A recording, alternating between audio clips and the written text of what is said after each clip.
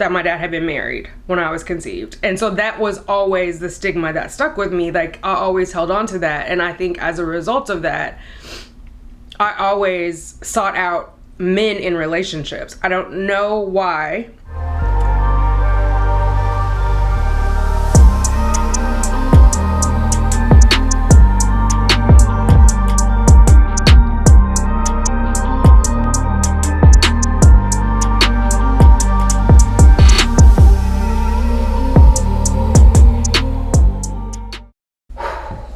Hello, thank you for clicking on Becoming Tanika. If you are new here, welcome. If you are returning, welcome back. All right. Oh, excuse me. I didn't take notes. Hopefully I can just, you know what? I'm gonna get a glass of wine. I'll be right back. Hang on one second. Okay, that's better. Whew. I have on my waist trainer because I haven't had it on in a couple of days, so it's this waist needs all the help it can get, girl. Anyway, so hopefully you've been enjoying the vlogs. For those of you guys who came over from my original channel, Simply Tanika, I've moved all the non-TTC vlogs over to this channel, and I'm gonna have a bunch of story times. I was originally, the first story time I was gonna do was about my grandma, but I think I have to do my origin story first. And so it's not about either of my parents, but it's about my conception. So, and part of this channel, Becoming Tanika, is like just my own evolution and me healing from my trauma and owning my truth and sharing that, because I feel like other people may connect with it, and let's all heal. Let's be free. So yeah, that's kind of the genesis of the channel. I'm stalling. So I was born to a teenage mother. My mom was 17 when she got pregnant with me. She turned 18 2 weeks before I was born, still a teenager. My father was 26 and married to someone else. I've known that story my whole life, but it didn't dawn on me until this year. I was actually watching something from Trevor Noah. I think he has a book, I'm not sure. He may just have done a stand-up on it, called Born a Crime. And it resonated with me, and that's what I'm saying when we talk about stuff, like, because him talking about it connected something for me in a way I'm sure he didn't expect, so hopefully this story resonates with somebody. But Born a Crime, because he was born in South Africa, his mom is black, his dad is white, and so that was a crime for them to be having sex and to have a child. So somehow through that process, I realized that I too was conceived and born a crime because my father was 26. It always resonated with me. So I feel like I'm born a sin and a crime. It always resonated with me that I was born a sin because my father was married. And it came up for me as a young child because I used to go to my father's house every summer. And his wife, this is a different wife than the one that he was married to when I was conceived. His wife had my sisters, the twins, and they would always like mention it in a joking way. And so then like I asked her, my stepmom, like, you know, what was it? Because I'm in the middle of my two brothers, right? So there's my oldest brother, Victor, who's from my dad. Then there's me. Then there's my younger, not my youngest, but my younger brother, Brian, who passed away this year. So how could that be? And she's the only one who, like, only adult who ever really talked to me about it. Like, my mom never really talked to me about it. Actually, I don't think my mom ever mentioned that my dad was married. I may be wrong. I may be misremembering it. I'm gonna do a disclaimer. This is my recollection of it, because I know some people may know me and chime in and be like, oh, this is my recollection from childhood. But my stepmom explained it to me. You know, sometimes people have relationships, like, I mean, she didn't say it was an affair, but she was just like, you know, like, the heart wants what it wants. Like, she made it sound, you know, I don't want to say beautiful, but she made it where she was concerned about my feelings, right? She wasn't trying to make me feel bad or ashamed.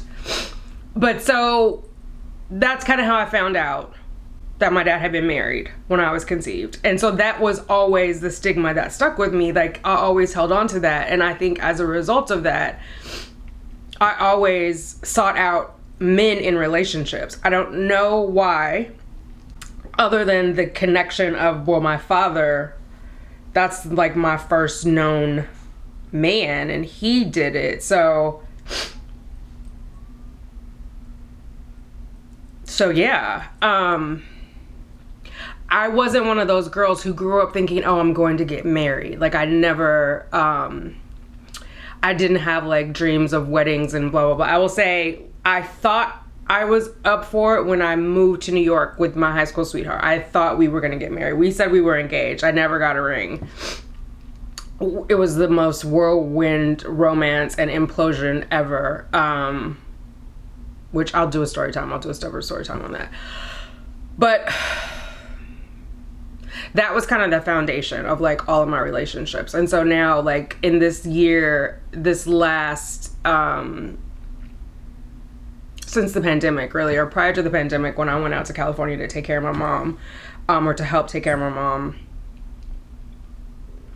I really started, like, my sister's married. She knew she always wanted to be married. She also wanted to be a mom, but I think because of her kidney situation, she's not going to be able to be a parent, or maybe she will do it with a surrogate. I don't know. But it is, you know, she's happily married. But when I look at marriages, I don't see them for me. Now, is that still residual from me thinking about my dad? I don't know. It just seems like a lot of compromise. Like, I love to come home and not be like, so what do you want to eat? You know what I mean? Like, it's the little things for me. There's so much compromise in relationships. I was just watching a YouTuber fussing with her husband on her live. They're cute. They're fine. But that ability to compromise. So maybe there's something in me that, I don't know. But before I even delve down that topic, I need to be okay with me. So right now I'm working on loving myself. And what does that mean? What does that look like? But that very first relationship has obviously impacted all of my relationships. But it wasn't until, I don't even know if it's 2021. It might have been the end of 2020. In the last 12 months is when it dawned on me that I was not only born a sin, I was also born a crime. Like, my father should not have been having sex with a teenager. And to make matters worse, or not worse, to put it in context, my mom got pregnant at 17, like I said. Her mom passed away at 14. So her biological mother passed away at 14. The woman that I know as grandma is the woman who adopted my mom. So she was just a couple years after losing her mom, not knowing her dad, and then here comes this older man, right? I don't know why I air quoted, he's a man. He lived in a different town, and I remember hearing, like, because I never met my grandparents on his side, on my dad's side. I never met them, which I always thought was weird, and my brothers knew them. And I don't know who told me this. I don't even remember now, but somebody was saying that my paternal grandmother thought of my mom as the woman in Fresno causing trouble, which I always took that to mean because he was married. But I also think now it had to do with her being underage. Like, he could have gone to jail for that. You know what I mean? Like, that's a crime. That's statutory rape, no matter how you look at it. I'm glad I didn't know it before he died, though, because I think that would have made it even harder. Like, he and I were not very well connected. He did attend my birth. That's what he told me. And he said he attended the birth of all of his children except for my brother Brian. And he said that made it, he felt like that strained their relationship. I didn't have that great of a relationship with him, so I don't know how much more his relationship with Brian was strained. Like, I have good memories of my dad, and I have very painful memories of my dad. Like, good memories, my dad owned an auto body shop. Me and my brothers would spend, like, summers fixing up cars and like different stuff. Like, I had a good time. I had a good memory of, like, going to my dad's house. Not that I necessarily spent time with my dad. I spent time with my siblings, but I always felt like he didn't love me. And so I asked him one time, and he explained to me, because I have a younger sister, Jamie, this sister that's in Arizona, and she was in the back seat. He was taking me home And he explained to me that it's easier to love a child when they're little because the love is unconditional. It gets more complicated as they get older. So he never answered if he loved me. He just said it was complicated. And so, oh my God, excuse me. That is so gross. So I was never really sure. So I was never really sure if a man would love me, if my own father, if I wasn't sure if my father would love me, right? Or a person. It doesn't even have to be a man, like a romantic relationship. And I've had them with men and women. So, but I wasn't ever really confident in that. But part of it was because I wasn't confident in myself, in my own abilities, in my own worth. Like what I bring to the table, I wasn't confident. And so it's hard to hold other people accountable when, one, you don't feel good about yourself, and two, you're not sure if you're worthy of love, which I would never want a child to be in that situation, because of course I'm worthy of love. Of course I am. But I had so many unanswered questions, and my mom, God bless her, never talked bad about my dad. She didn't talk about him at all. And so that just left an emptier hole. It made him like more mystical. Like I just remember going over to his house and being like in awe that he was in front of me. You know what I mean? Like just wanting to tag along with him and just like be in his presence. And yeah, that's why I like going over there, just to hang out. And like, even if he didn't spend time with me, he was there, you know? And my sister had her dad. My mom was married to my sister's father. So she had her dad.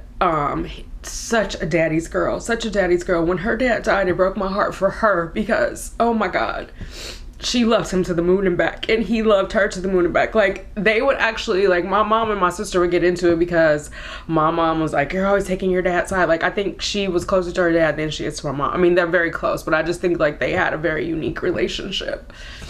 And I think that's why it's easier for my sister to be married, because she has had a different experience with her father, of, like, the love of her father.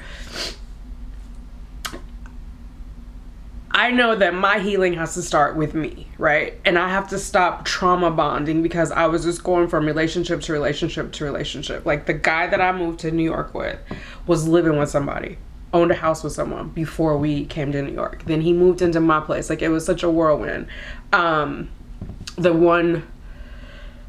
The guy after that I dated was married. The one after that, oh my God, there's so many. But this is like just in New York, had a girlfriend, and I was kind of like his side chick, which I didn't realize. I had no idea until I posted something on Facebook and tagged him in it, and he almost lost his fucking mind.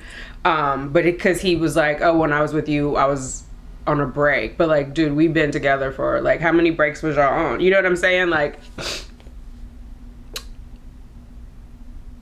so anyway, I'm just like, I wanted to start with my origin story so you kind of know the root of like where I'm coming from in my healing journey and like what my background has been about it.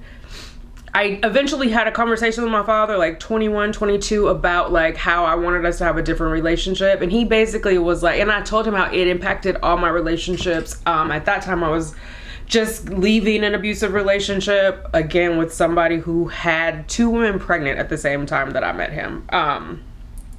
One of them ended up not being his, but that was after a blood test. It could have been yours. And my dad, basically, and the thing you have to know, or I'm gonna tell you, my dad was a recovering alcoholic. So I moved to Chicago in 1988 and came back in 89. When I came back, my dad was cracked out. He was, and like, he had always used drugs. I remember, and this is horrible, I would never tell my mom because I would be afraid she wouldn't let me go back over there, but he used to have like massive parties at his house, which I think they were actually orgies, and there would be like cocaine. Again, this is my memory. If anybody is watching this and you have a different memory or a different retelling, this is my truth. This is my truth. There would be like cocaine out and like half naked people. We'd have to stay in the room. so he had always been like a drug user. So that was like recreational drugs, right? And then, or recreational use. And then he got sprung on crack. Like when I tell you he was cracked the fuck out, he was cracked the fuck out. He was, my dad is a short dude. He was like 5'6", 5'7". He used to wear cowboy boots that had like 3-inch heels on them. But we come from the country. It's not unusual to wear cowboy boots. He probably lost like half his body weight by the time I got back. And I just remember this, he thought he looked good. He had on these skinny ass pants swinging off his narrow ass. And he had on this MCM belt and an MCM hat. And the hat was like so big on his head. And his cowboy boots, like some white alligator cowboy boots. And it was a white MCM belt with the black logo and a white hat. You couldn't tell him he wasn't shitty sharp. He had like, and at this point, his wife had left him and left the city, went to Sacramento. He couldn't get it together. And now he got off of the dope and he went to AA and NA. And then he eventually bought like recovery homes and owned them later, like a couple years later. But it was bad. I'm saying all that to say, as part of Alcoholics Anonymous, one of the things you're meant to do is to make amends. So I was expecting a different thing from him, a different response, but basically he said my relationships were my responsibility, and it stung. Now, as a 50-year-old woman, he was absolutely right. 100%. It's my responsibility. My relationships are. And so I need to figure out what's going on with me that's making that, like, it can't be on my dad because it's my life and I get to write it. But at the time it was like very painful. But we ended it by saying, you know, he said, I can't go back and undo what I've done or change the relationship that we have had, but we can change how we move forward. Like, I can be your dad today in a way that makes sense. I can't go back and be your dad to your 5-year-old self, which is fair. But then he was like, you only call me when you need something. Which was true, but that's the only reason, like, sometimes I would make up needing something to call him. You know what I mean? Like, I didn't have the type of relationship where I would just call him and tell him, like, hey, I'm having problems with this dude, or, like, we didn't have that type of relationship. And so I had expected him to just, I don't know, apologize, and tell me that he loved me.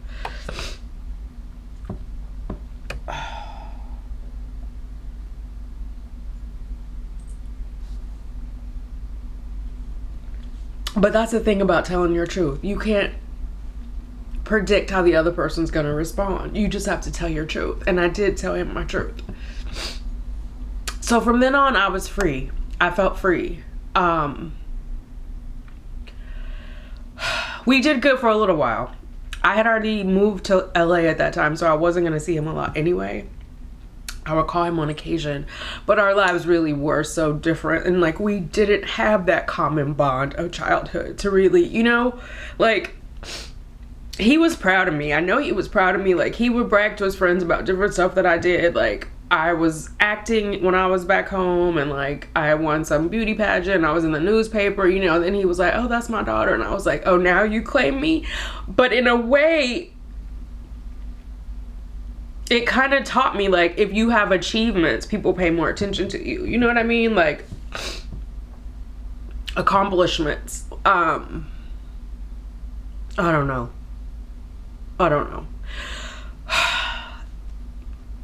It becomes even more, like, poignant, too, that he was with an underage girl, because later on, he was accused of molesting young girls. I'm not going to say their names or how they came about, but I mean, they were teenagers. But he had a thing for teenagers, clearly. And so now that all makes more sense. Before I was just like, did that really happen? I mean, I'm not saying it did or it didn't, I don't know, but he was accused of it. And now I could logically say that might have happened, where before I was like, oh, hell no.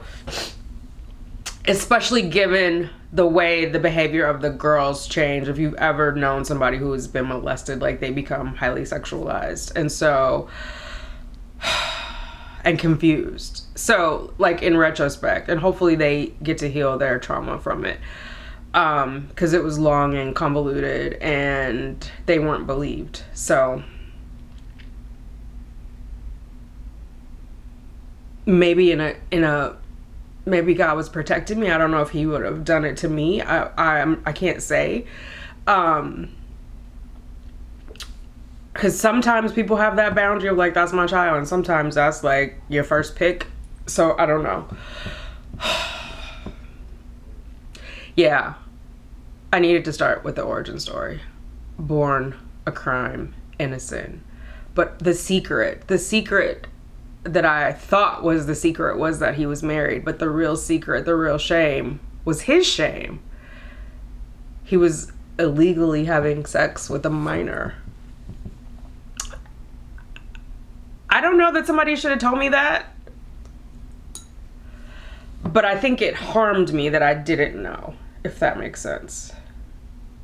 I don't think I would have been so enamored with him as a child. But who says that to a kid? You know what I mean? Like, could my child mind even understand it? Like, to this day, my mom doesn't talk about it. I don't think she thinks of herself as a victim. I don't see her as a victim. I do see her as vulnerable at that moment in her life. And she's a hard woman today, and I think that is like a part of it. Right? All those pieces together.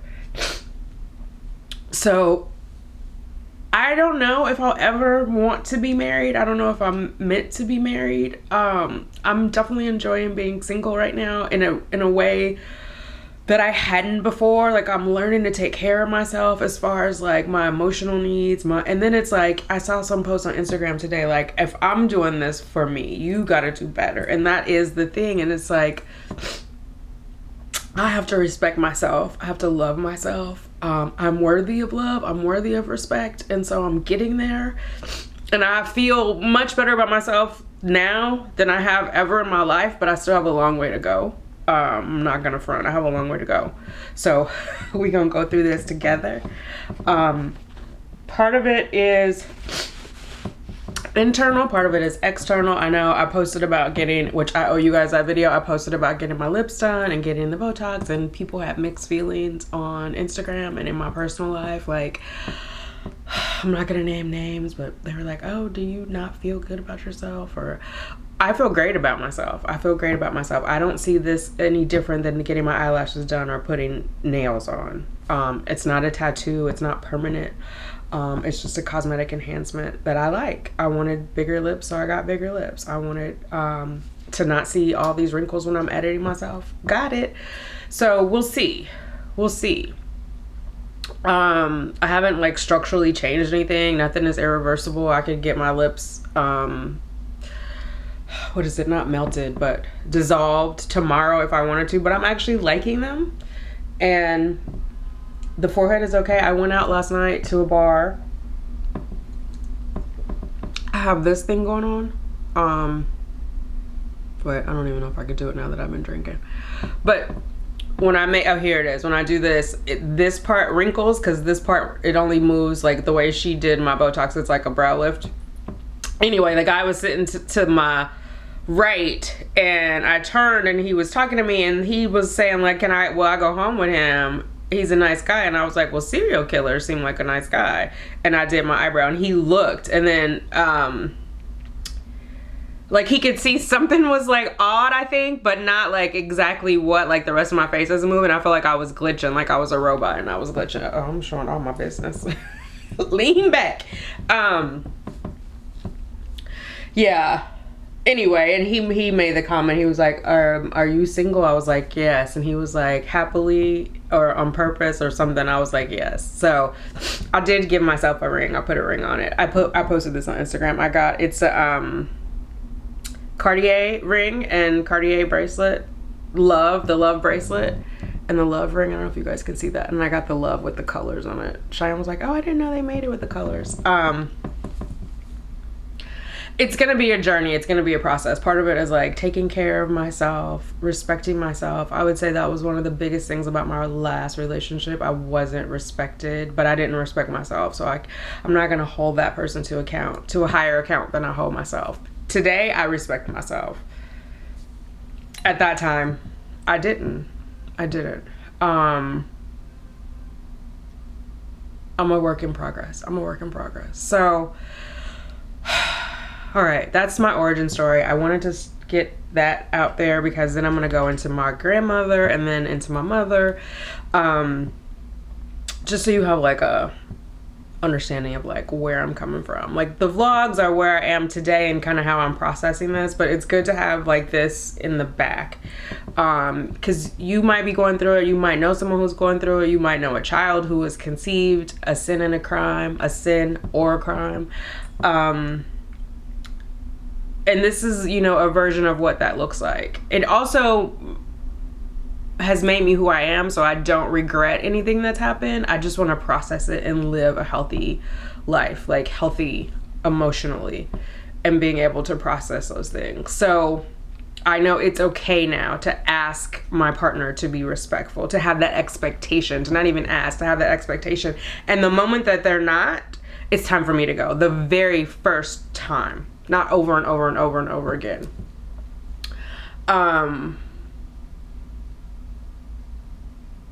Yeah, I was just thinking, you can't even, like, I met him, he was with somebody, so I don't know why I expected him to be faithful. Well, I know why. He told me he was going to be. I believed him, despite evidence to the contrary, despite the disrespect along the way. So, yeah. And it's interesting because Cheyenne I believe is in a healthy relationship and she wants to be married. So I haven't tainted her with my view of the world. My mom is single, but she has been married. I know some people are like, oh, you're going to be just like your mom. And I'm like, I don't know that that's true. Like my mom was married and had a kid and all that stuff. And I just want to have babies. I do feel like, I don't know if I need a partner. I don't know if I need a life partner. But let me get comfortable with me and then we'll see if there's room for more. But right now, like my focus is on loving me and figuring out myself. And so that's what I'm gonna do, girl. That's what I'm gonna do. All right. Oh my God. I don't know why I cried. I wasn't expecting to cry. I really don't. I don't know. Even when I found out my dad died, I didn't cry. I found out when I came to New York. My brother Brian was like, kept telling me, and I was like, okay. I'm not even sure how he died. I think he had some type of cancer. That's the other thing too, like not knowing my father's side of the family. I don't know any of my medical history, but I have never met any of my biological grandparents either. So that's weird too. I signed up for Ancestry.com. I have that video. I'll probably edit it and put it on this channel. Like to find relatives, but it's a bunch of other people like me who are looking to complete their family. Like they didn't actually know. Like there's a man that I met on Ancestry.com who is related to my grandfather, who I guess his mom had a sneaky link and my grandfather was a sneaky link and fathered him, and he didn't find out till he was adult, like an adult, and they did a blood test that his dad wasn't his dad. So he's kind of like me, like not really connected to the family. I don't know what I was looking for on that. Honestly, I'm related to a lot of people. I found out a lot of people. Some of them are like, hit me up on Facebook, but I'm not on Facebook, like my dad's people. And one of my aunts who I met, actually I met both my dad's sisters like a long time ago, but one of them, her daughter is on Ancestry.com. I might reach out to them, you know, now that I know the shame is not mine. The shame was never mine. And that is what my stepmother was trying to tell me. Like, it, you know, this is what grown folks did. This doesn't have anything to do with you. But it's almost like my mom, I felt like, got a scarlet letter. And then I, by default, had a scarlet letter. You know what I mean? So I always felt like a sin. I always felt like I was a sin. But it's not true. It was not my sin. I was just a baby. And I'm glad I'm here. So I'm not going to question it, because if it wouldn't have happened, it wouldn't have been me. You know what I mean? Another egg would have got fertilized possibly by another sperm. Who knows? So I can't be but so sad about it. You know what I'm saying? I shouldn't be sad about it at all. It didn't have anything to do with me personally, like my own, and maybe my soul chose to come through that way, you know? Maybe my soul intentionally chose my mother because of that and chose to come through. I don't know. But I release it all. I release it all. It was not my sin. It was not my crime. I was but a child. A child of God, don't you know? A child of God. And I'm grateful that I'm here. And I'm grateful that I'm learning to love myself. So, yeah. I'm going to stop rambling now. Thank you for watching. If you want to see more crying or not, hit the subscribe button. Come back, hang out with me a while, check out the vlogs, look around, check out some of the old videos. I was kind of motivated. I was watching my older videos today and I was like, I'm gonna do another apple cider vinegar challenge because girl, my face was looking snatched. Yeah. Anyway, I hope that I hope I haven't scared you off, but whoever is meant to be here will be here and we'll come back.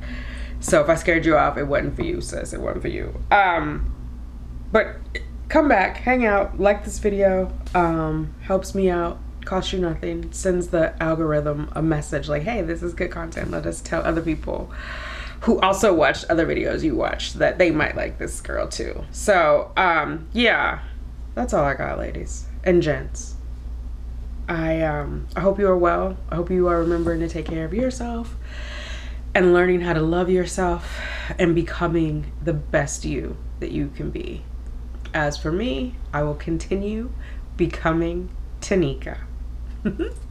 Bye.